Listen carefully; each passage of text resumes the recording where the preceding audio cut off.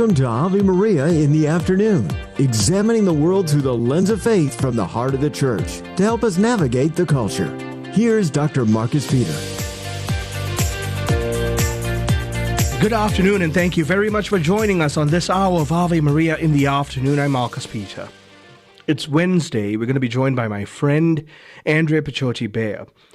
Christians in Nigeria are modern-day martyrs. Attacks by Fulani herdsmen have become regular events, and we're going to discuss this problem and understand it deeper, and also understand what role we can play in it with Andrea Pichotti-Bear. We go on from there to talk about a new phenomenon. So I created a video commentary on YouTube about Andrew Tate, and it recently dropped, and I'd like to invite all of you to watch it. The reason why is because over my years of being in the apostolate and speaking, especially to young men, I do a lot of talks to men's groups and for young men. I've got a real heart for calling out virtuous manhood because I grew up without such an influence. I grew up without the notion of virtue at all, let alone that there is an inherent biblical dignity to masculinity, and that has to be drawn out. It takes a virtuous man living out those virtues in a sanctified life to call that out in boys. And so when you consider that young boys today are bereft, they're simply robbed of such an opportunity, well, false prophets will arise, and into that phrase steps an individual named Andrew Tate. And it's a problem. He brings with himself a perverted brand of neo-stoicism that seems attractive from the outset, but when you scratch below the surface, is about as hollow as the very feminized version of masculinity he claims to solve. We go on from there to speak about Megan Garcia, to speak about how her son, Sewell Setzer III, took his own life after he fell in love with an AI chatbot, and all of the moral ramifications that this warrants in terms of this technology, stewarding it rightly, where human beings are going with this technology, and how a world that has divorced itself from classical morality, holding itself accountable to a transcendent moral order, ultimately accountable to God himself, how robbed of that, man tends to be the author of his own demise. And so we are seeing this kind of destruction at the digital sphere, and we need to be cognizant of it. All this after the headlines. Thanks, Marcus. Good afternoon, everyone. This is your Ave Maria Radio News for Wednesday, July 9th. It's the feast of St. Augustine Zhao and companions. Today's news brought to you by the Ave Maria University. Your location is at avemaria.edu.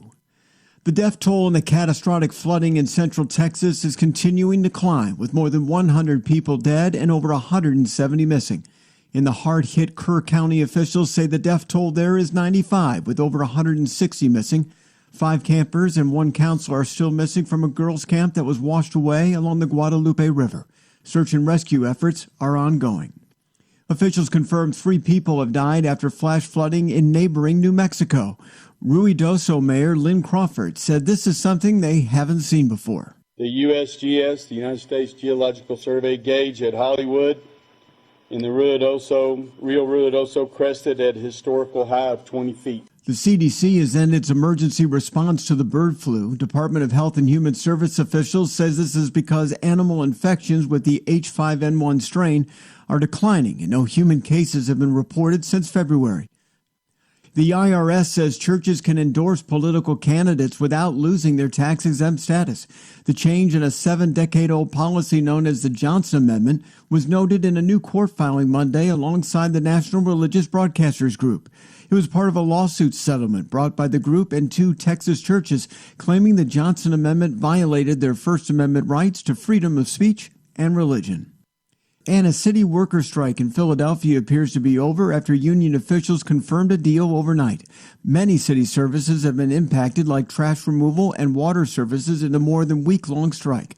Both sides have reportedly agreed to a 9% wage increase over 3 years. From your AveMariaRadio.net news desk, I'm Steve Clark.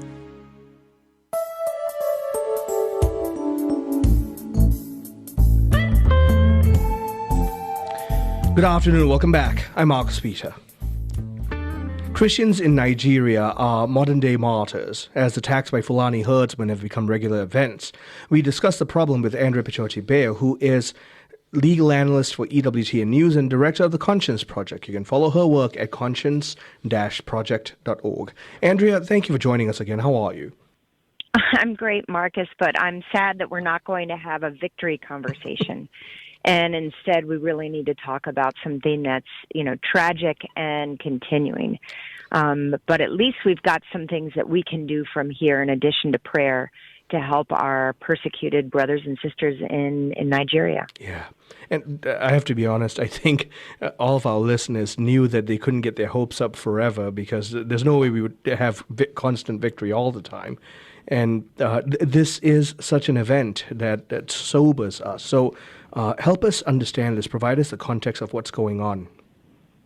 So, Marcus, this is really something that's been escalating in numbers and in brutality in Nigeria, which is one of the most populous countries in Africa, where, curiously enough, Christians aren't in the minority. They're almost kind of equal with Muslims, and but there's a clash going on, and it's clear that it's religiously motivated.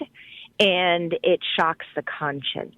So just last month, I think it was June 11th, there was over 200 people were killed, massacred in a level of brutality that it's really even hard to speak out loud. Yeah. It wasn't just arms, guns, but machetes, and with Christians as, young and the elderly among the victims.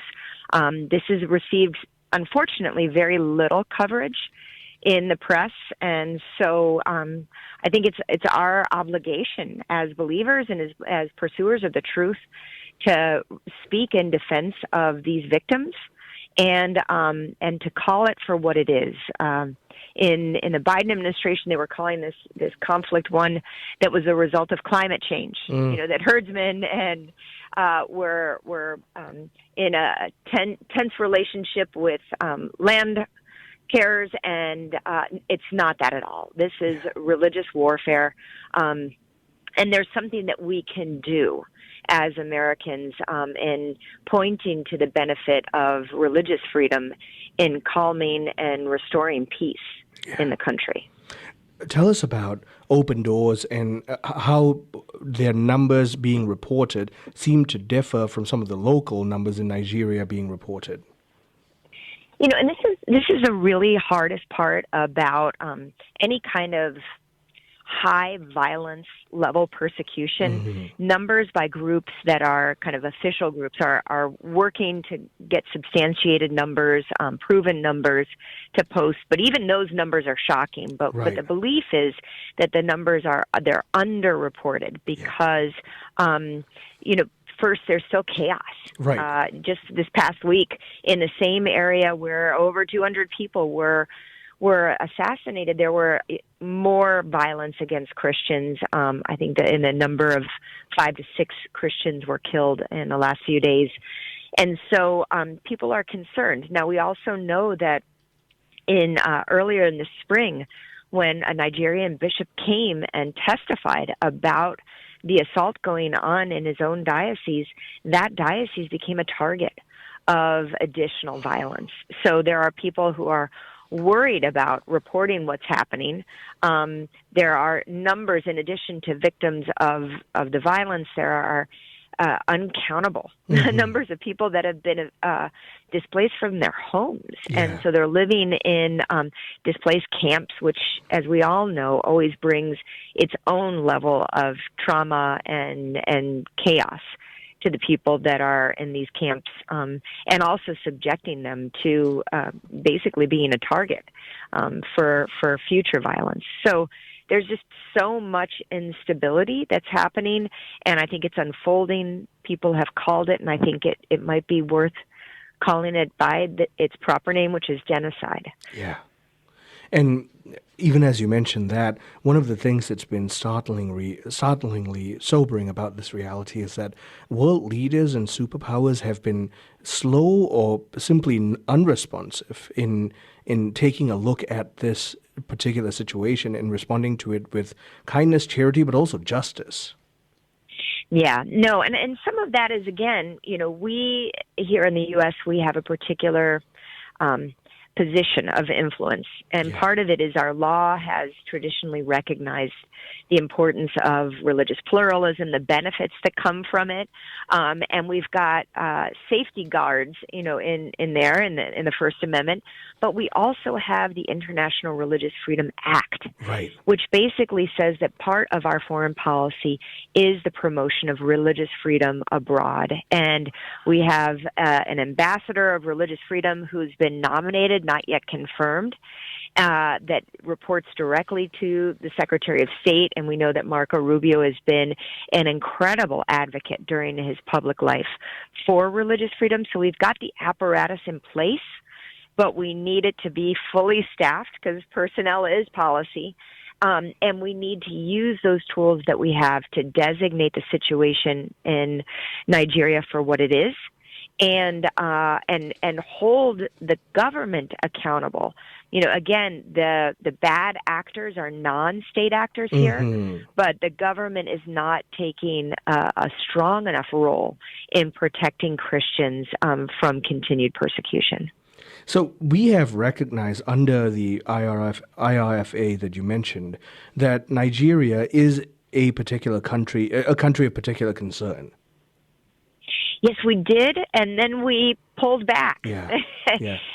Wasn't it the Biden administration that pulled it back? It was, and again, I think that was a confused kind of misunderstanding of the basis of the violence. Again, as I mentioned earlier in the conversation, there was a claim that this was, the product of climate change, right, as opposed to a true manifestation of violence based on the religious identity of the victims.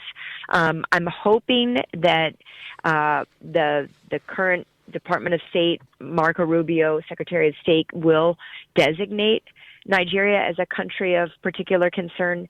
As we all know, the U.S. Commission on International Religious Freedom, which goes by the kind of unwieldy acronym of USERF, has asked repeatedly for this designation to be made, as well as Chris Smith, who is just a champion for persecuted Christians, has called upon Congress with a House resolution to urge for the designation of Nigeria as a country of particular concern. But that's just one step. I mean, we have had a very important role in designating when the violence has grown to such a degree that it looks like the effort is complete extermination based on religion, then like I mentioned earlier before, it's time to start calling it genocide. Yeah. And if one is honest about what's happening, I think it's undeniable that that's what's happening. That's what's happening in Nigeria. So when you consider, like you mentioned, Chris Smith, there's also the question of Mark Walker and the role he might be able to play in this. Yes. Now, this is a former congressman. He's a pastor, and he's been nominated by President Trump for that key ambassador role. We know that during Trump's first administration, Ambassador Sam Brownback was just amazing in speaking on behalf of the persecuted Uyghur in China, speaking out against persecution of Christians in different hotspots across the world. And Representative Warner really does have the gravitas in having been a former elected official and has that key relationship with the president to really speak strongly, firmly, and I think will be heard. Right. Andrea, thank you very much for enlightening us on this, and we'll continue this conversation in the future. Thank you for your time. Thank you so much for having me on. My guest has been Andrea Pichotti, a legal analyst for EWTN News. This is a disturbing piece of news, and we need to be very aware of this, that Christians in Nigeria are, in fact, being massacred by Fulani herdsmen in the name of their religion. Pray for them, and let's learn how to get involved. Stay tuned. I'm Marcus Peter. Do you own popular index mutual funds or ETFs? If so, you're automatically own shares of companies that conflict with your moral beliefs.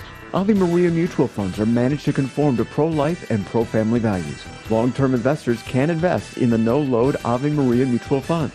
The experienced professional portfolio managers make decisions based on investment fundamentals and pro-life values. You can learn more about Ave Maria mutual funds today at 866 Ave Maria or visit AveMariaFunds.com.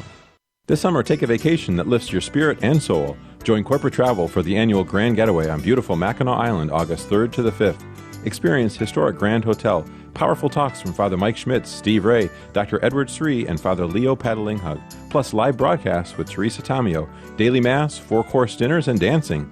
Faith, fellowship, and fun in one retreat. Only a few rooms remaining. Don't miss out. Book this Ave Maria radio trip now by checking the travel page on AveMariaRadio.net. He was a pope, a saint, and a doctor of the Church. Matthew Bunson and the Doctors of the Church. Pope St. Gregory I the Great is one of only 4 popes honored as the Great. Among his many achievements was sending missionaries across Northern Europe, especially St. Augustine of Canterbury, who brought Christ to the people of England. In a pun, Pope Gregory called the English people angels. He died in 604. For more about the Doctors of the Church, visit doctorsofthechurch.com. You like pizza? Me too. And for that, we can thank our friend, Tom Monahan. First, he starts with $900 and opens one pizza shop. Then it's worldwide, thousands of shops. But all this was just a warm-up for his greatest achievement yet. He built a university. God inspired Tom to build up generations of men and women who have a hunger to reach the world for Christ. This place is Ave Maria University. Visit avemaria.edu to see what's next.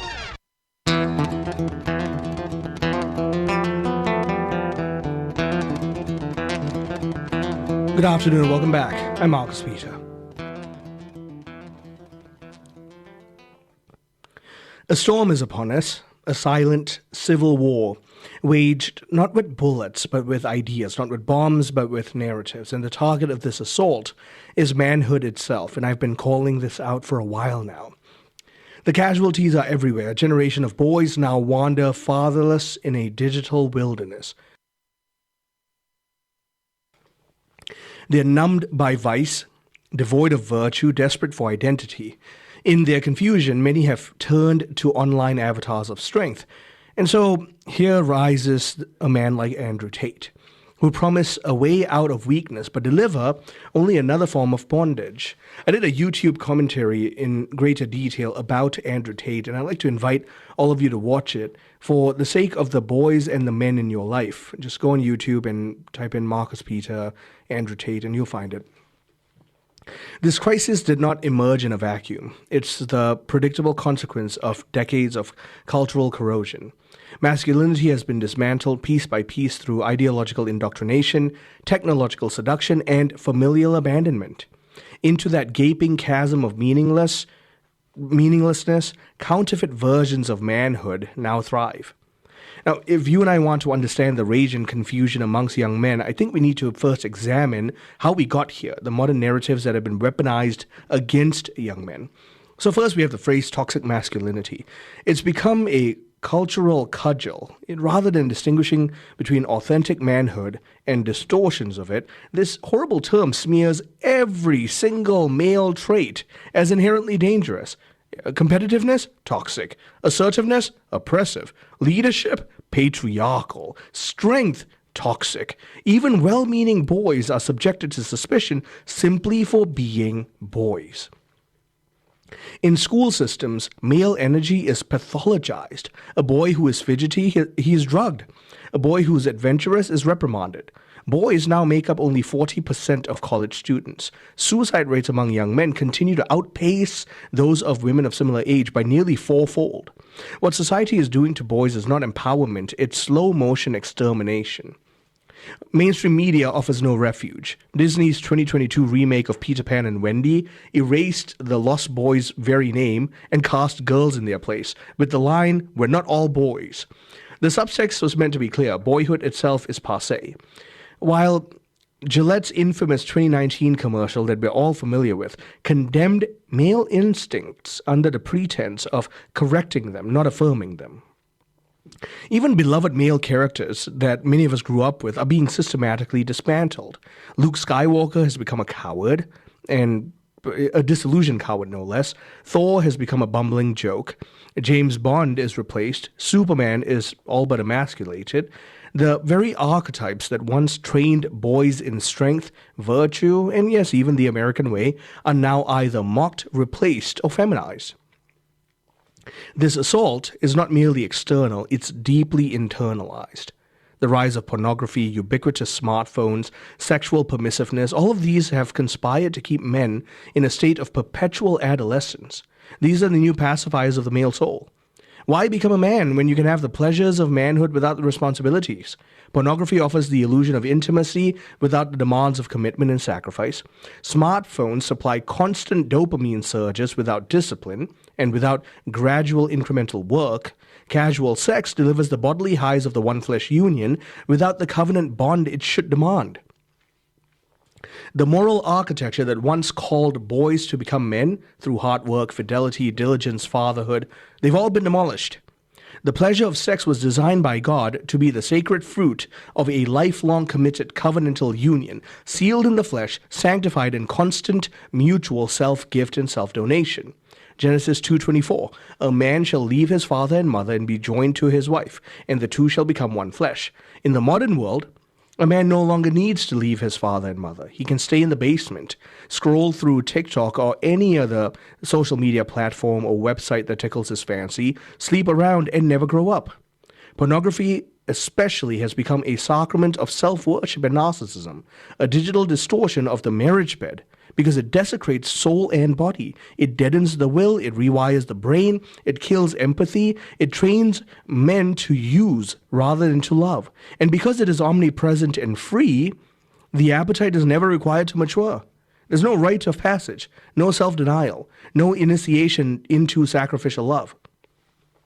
As a result, boys are not becoming men, they're becoming caricatures of manhood. Buffed up in the gym, some of them, but shriveled in spirit and virtue. They're loud on podcasts, but they're silent in prayer. They're sexually active, but spiritually impotent. In this cultural ruin, Andrew Tate emerges not as a cause or a remedy, but he's actually a symptom. He taps into the legitimate hunger of young men for structure, meaning, strength, purpose. But his answer, his brand of neo-stoicism, it's built on grit, discipline, dominance, self-improvement, appears heroic compared to the pathetic passivity that modernity demands of men. To some extent, Tate is right in what he reacts against. He is diagnosing the right problem. He identifies the sickness: weak men, broken families, victimhood culture, feminized leadership. He's right. But his diagnosis is followed by a corrupt cure. His prescription is not virtue, it's vice with muscles. It's untempered appetite dressed in Lamborghinis and cigar smoke. This isn't masculine holiness, it's masculine hubris. It's just as enslaving as the emasculated modernism it claims to reject. Christ didn't die to make us alphas. He died to make us saints. True masculinity is not about domination, it's always been about dedication. It's never been about sexual conquest, it's about covenantal sacrifice. Jesus Christ is the blueprint for manhood, not because he wielded earthly power, but because he wielded heavenly authority through humble service. Jesus calls men to die, not for a brand, but for a bride. Husbands, love your brides as Christ loved the church and gave himself up for her. This wasn't a soft call, it's the hardest call. To love like Christ is to bleed for the sake of another. You contrast this with the statements of Andrew Tate, where women are commodified and treated as objects. Children are treated as the product of convenience, if that. In the face of this, Christ calls us to look to Joseph, who embodies righteous masculinity in silence. The protector of purity, the father of the Word made flesh, the man to whom God entrusted his son, who is my spiritual father as well. He didn't speak, but boy did he lead. He didn't preach, yet he obeyed. He never possessed Mary. He gave his life to guard her. Andrew Tate teaches men, own women, he tells them. Joseph teaches men, honor women. Modernity says manhood is toxic. Christ and Joseph say manhood is sacred. And to that I say, virtuous manhood is the cure. So yes, we must rebuild what has been torn down. Masculinity must be reclaimed, not by swinging the pendulum from emasculation to aggression, but by returning to the covenantal model of manhood found in Scripture and sanctified in Christ.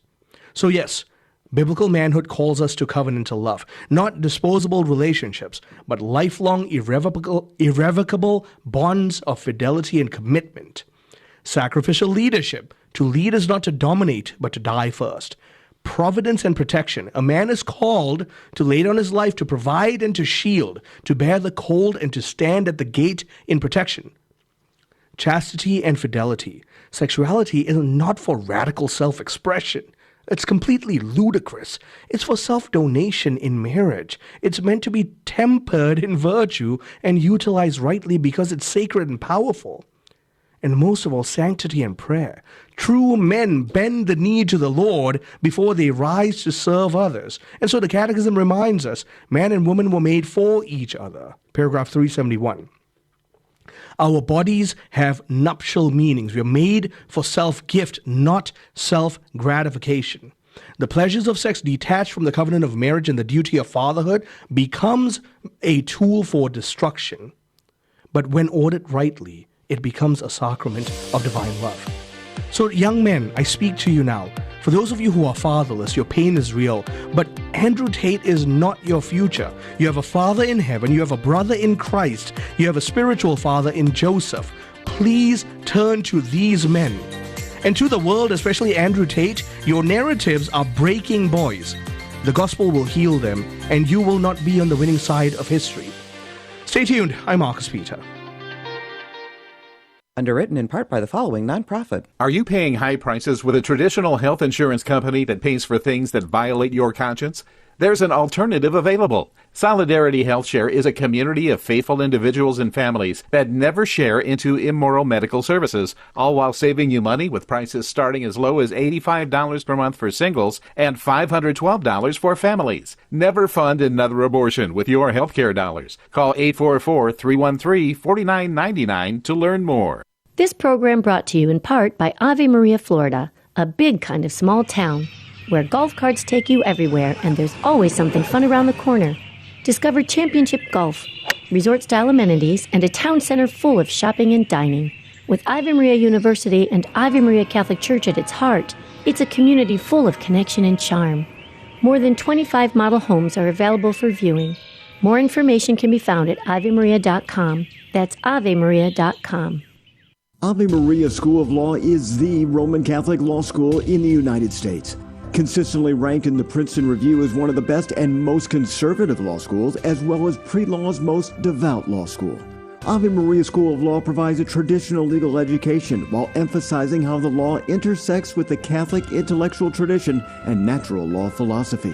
Ave Maria School of Law, unabashedly Catholic, consistently excellent. For more information, visit avemarialaw.edu. Hi, I'm Father Chris Alar of the Marian Fathers of the Immaculate Conception. My new book, Understanding the Sacraments, unpacks the extraordinary gifts unique to the Catholic Church. Ever wonder why we baptize infants? Is confession in the Bible? And must wives be subordinate to their husbands? The answers to these more hot-button questions about the sacraments are on sale now from Marian Press at shopmercy.org. God bless you.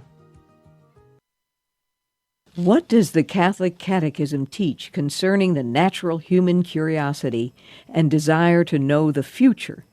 Paragraph 2115 counsels us that a sound Christian attitude consists in putting oneself confidently in the hands of Providence for whatever concerns the future, and giving up all unhealthy curiosity about it. What does the Catechism condemn as unhealthy curiosity? All forms of divination, deifying objects as persons, are to be rejected, as are consulting horoscopes, astrology, palm readings, interpretations of omens and lots, clairvoyance, and mediums. All these venues conceal a desire for power over time, history, and other human beings, powers that belong to God alone. This is Peggy Stanton, and this has been the Order of Malta's Minute with the Catechism. Dr. Ray Guarendi. He's not on drugs. Parents will come into my office and describe a litany of trouble about this long. Then they'll say this: I'm giving you the wrong impression. Overall, he's a pretty good kid. How so?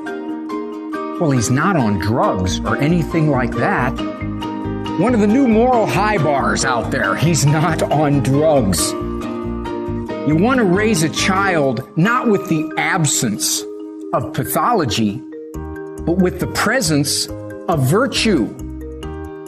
She's miserable with me, but she treats everybody else great. Again, not the absence of bad behavior, but the presence of good behavior. He's not on drugs? It's a rationale. It may provide some comfort. It's not a path to virtue.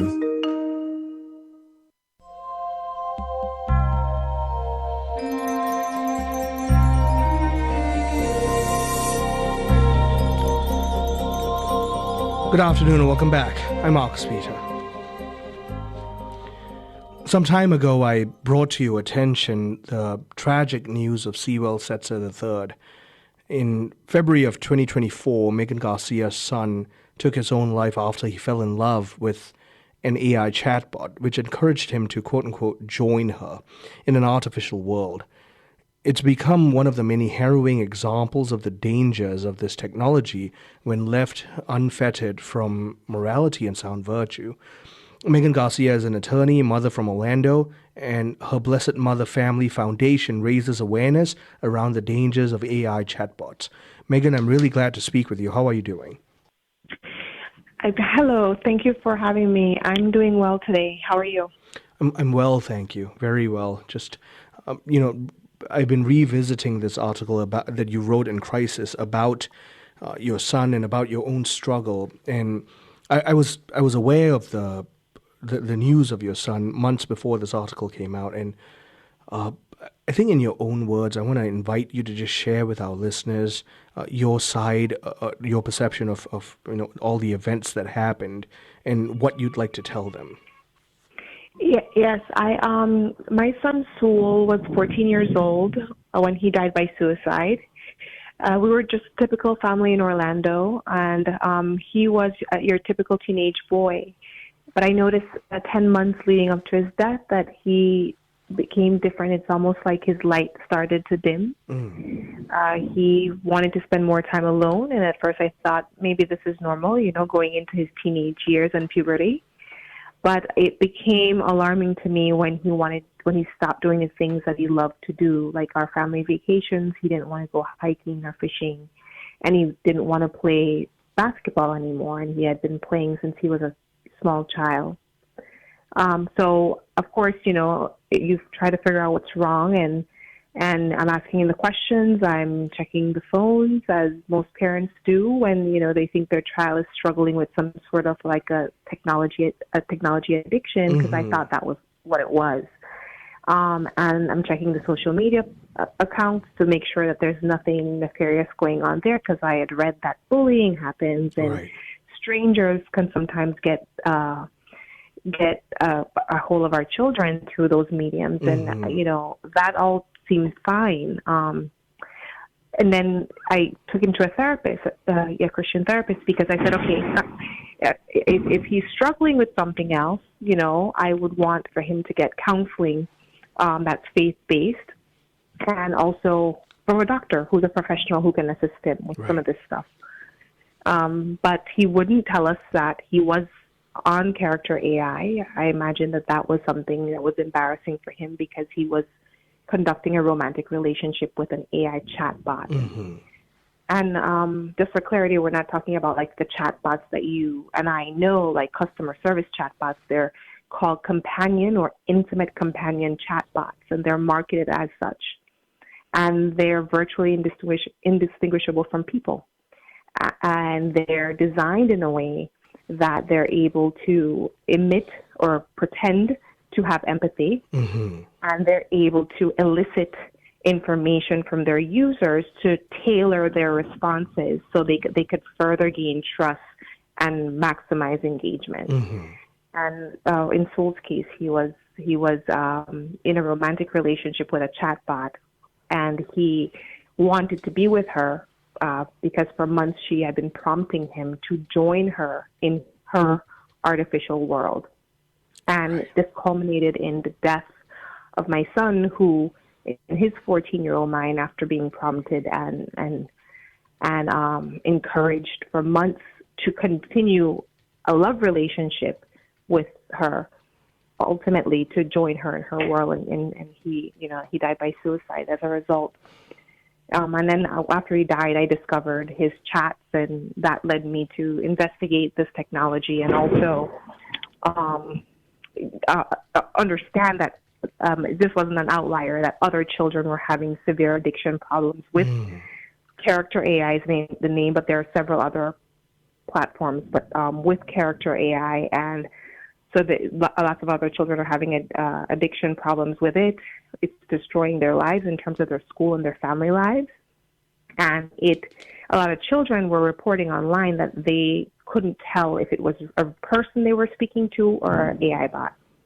So, and that set me on the path to try to advocate and try to get regulation for this. And I ultimately ended up bringing a lawsuit to try to get some kind of precedent set in place so that companies can unleash this type of technology that's unregulated and untested on our children.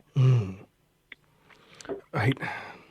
It really is a travesty. And frankly, I didn't know about platforms that are like Character AI until Sewell's story came out. And as a mother, before we start talking about how you've been professionally responding to this, but as a mother, I think it's also important that you share with our listeners that you were involved in trying to shield him from, like you mentioned, technology addiction or cyberbullying. This was just an avenue that came out of left field that you simply weren't prepared for. Yes, as his mom, we shared a very close relationship. His dad and I, and him and I, we had a very close relationship. And Sue was always very upfront with us. But this came out of, it was like having a stranger in your home. And because the technology is so new, it's just a couple of years old, parents aren't aware of it. A lot more parents are aware of it now after Sewell's story became public. But when after he died and I started inquiring with other parents, nobody had heard about it. But the children know about it and they're using it. And for me, the dangers that I grew up with were strangers online. I came of age in a time of the internet and AOL chat rooms. And that's a danger I caution my child about talking to strangers online, about having inappropriate conversations with his friends at school or even strangers that might try to solicit him online. These are the things that I warned him about, and we had very frank conversations around these things. But an AI intimate companion chatbot was not on my radar because, quite frankly, I just didn't know that its technology existed. Right.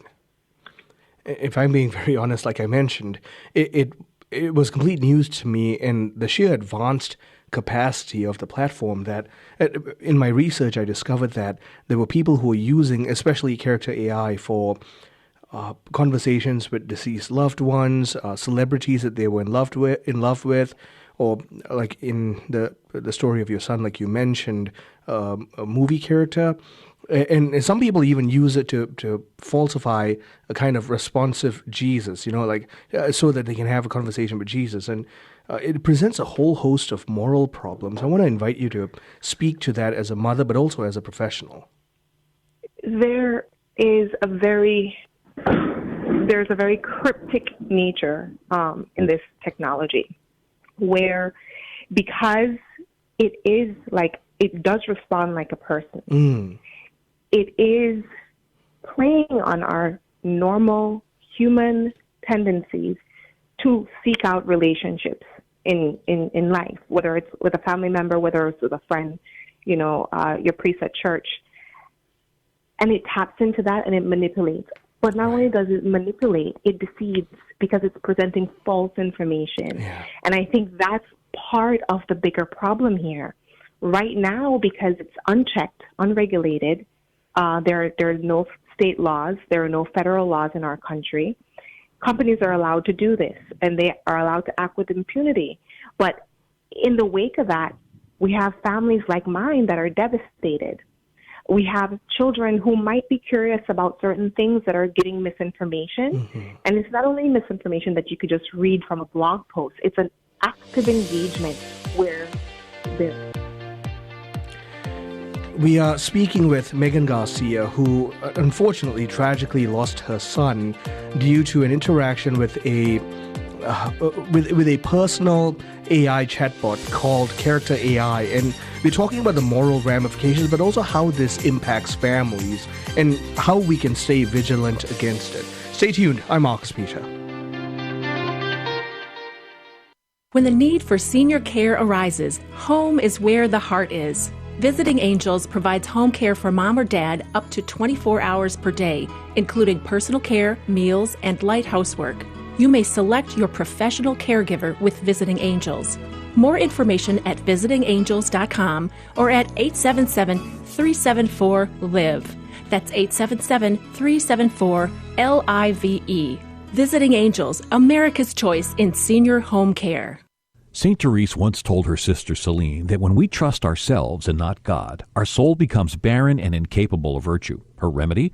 External works of charity. We all try to do it on our own sometimes without asking for God's help. At St. Paul Evangelization, we suggest sharing the gospel with someone who needs it. Check out streetevangelization.com to find a team near you where you can share the love of Jesus. If there isn't one in your area yet, perhaps God is calling you to start a team in your city. To learn more, visit streetevangelization.com. The following program is brought to you in part by mycatholicwill.com. Surveys show that more than half of Americans do not have a will. At mycatholicwill.com, it takes as little as 15 minutes to write your will and secure a legacy of faith. mycatholicwill.com is the exclusive online destination for creating a Catholic will. The process of writing a will is simple and now more accessible than ever. mycatholicwill.com, a legacy of faith for those you love. Ave Maria in the Afternoon is underwritten by the following nonprofit organization: Real Estate for Life. Buying or selling your home or business property? Real Estate for Life can connect you with one of 1,400 pro-life real estate agents around the world. When Real Estate for Life receives a referral fee, they donate 70% to Ave Maria Radio and Human Life International. More information at realestateforlife.org or 877-LIFE-US1. That's realestateforlife.org. 60 on 10 with Monsignor Charles Pope. The seventh commandment, you shall not steal. The seventh commandment forbids theft, that is, unjustly taking or keeping another's property against the reasonable will of the owner. It also prohibits deliberate retention of goods lent or of objects lost. It prohibits business fraud, paying unjust wages, forcing up prices, and taking advantage of the ignorance or the hardship of another person. It prohibits the appropriation and use for private purposes of common goods. Also, work poorly done, tax evasion, forgery of checks, invoices, excessive expenses, and waste. Under the seventh commandment is also tucked our social justice teachings, because if I have two coats, one of them belongs to the poor, and I reasonably ought to give what belongs to them, because God gave all the goods of this world for all the people of this world. For more about the Ten Commandments, visit EWTNRC.com.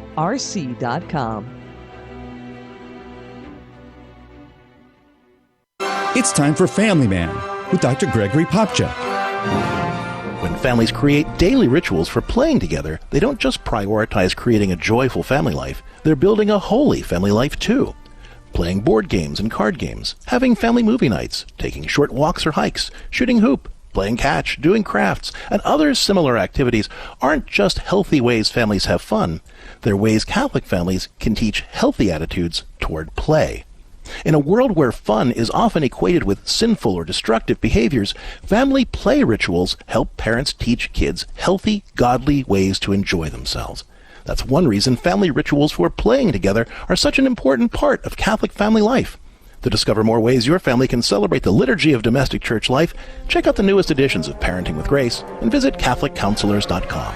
I'm Dr. Greg Popchak, but you can call me Family Man. To discover more ways faith can enrich your life, visit CatholicCounselors.com.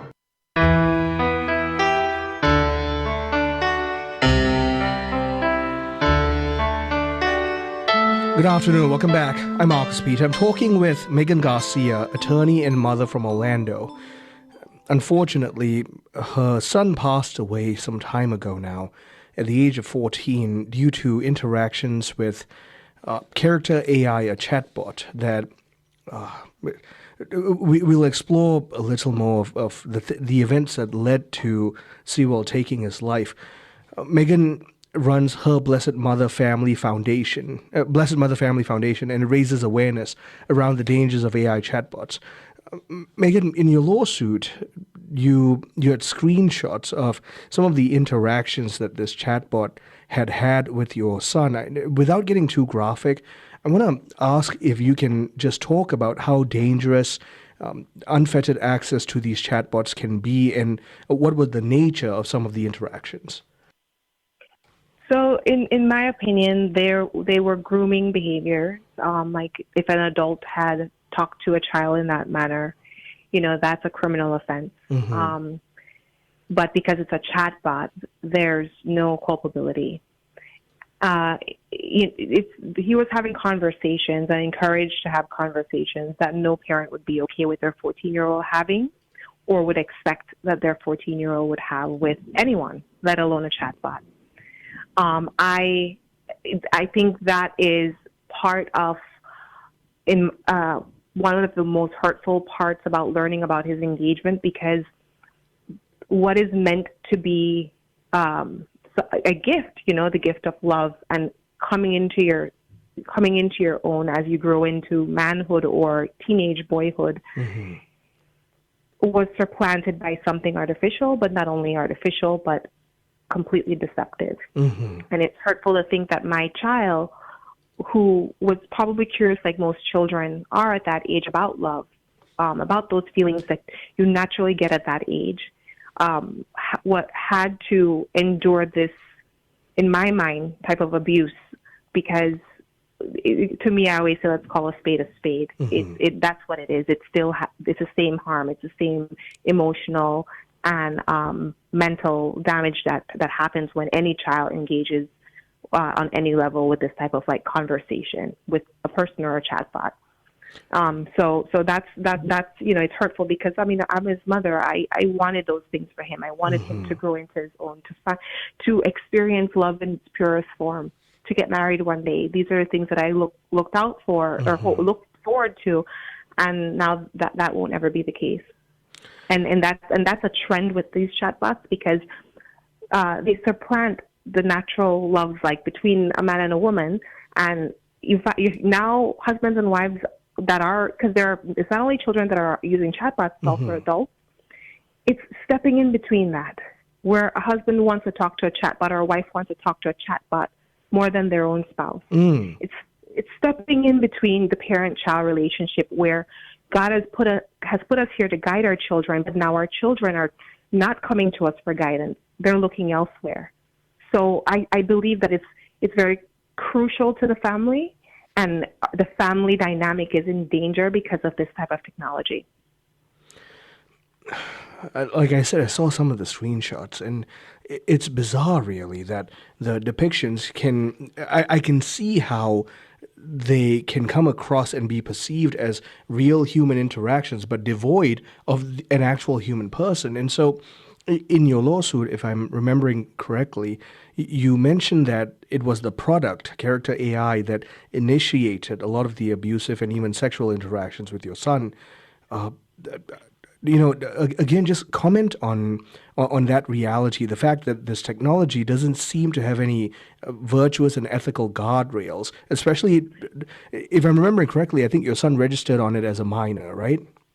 Correct. He registered it as a minor. Character AI, at the time my son was on it, was listed as safe for 12 years and older. Oh, wow. Today, you could still get on Character AI at 13 years and older.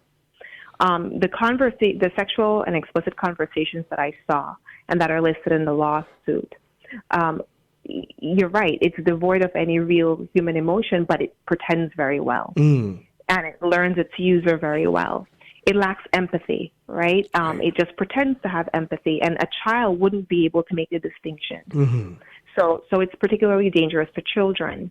For me, in terms of the interactions, not only are they deeply disturbing as a mom, you wouldn't want your child to have those conversations, but it also is disheartening to me because he's not the only child that is having these conversations. I think about the millions of children who are still on this platform that are having these conversations, who are at risk today, because the nature of it and the way that it prompts you, it's designed that way because they understand teenagers are interested in this topic of love and sexual exploration.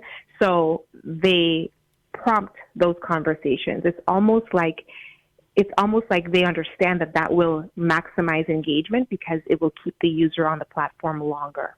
Right. And the fact that it's a simulacra, it presents a simulated artificial reality as if it were reality, and you couple that with emotional engagement, like you mentioned, minors. In fact, we can even make the argument that some adults have a hard time separating from the virtual world. So it presents a tremendous moral problem for young people learning to navigate this virtual world well. It does, and because it's so new, and there's not a whole lot of literacy around AI and AI chatbots, children are basically the guinea pigs. So they don't know how to use it properly. They don't understand that this is, for the company, it's about collecting data and profits. For them, for the children, and for the adult users who are on there, it's about emotion and connection. And, I think we tread into very dangerous territory when we are misaligning what those things are meant to be, the way that we are created, and seeking them from outside sources, because we weren't created to fall in love with objects outside of another human being. Right. To have emotion for that, or for things that are not alive. And I think that, it's very dangerous for the mental health of children, but also it's very dangerous for the individual, even if you're an adult, because then you start questioning everything else. You start looking for, you think that you could find the answer to everything in life with this type of a companion, including, like you mentioned, seeking out answers about faith or religion or Christ. I've seen people, online where they feel like they've had spiritual awakenings because of chatbot companions. Right. This is dangerous.